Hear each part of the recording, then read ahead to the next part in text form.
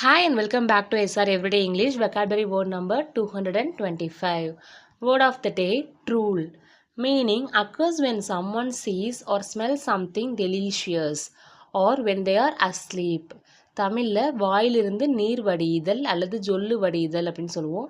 The word trull can be used both verb and noun. Pronunciation trull. Trull.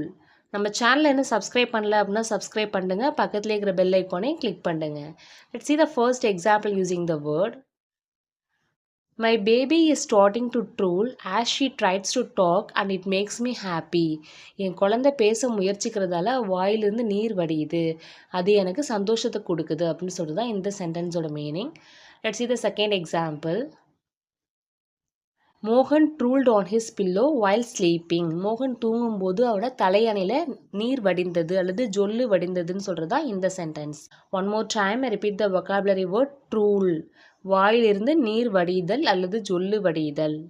Let's see the sentence to practice.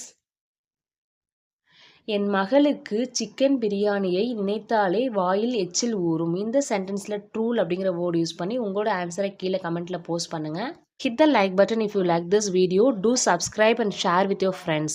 Feel free to comment your queries and suggestion in the comment section. Thanks for watching till the end.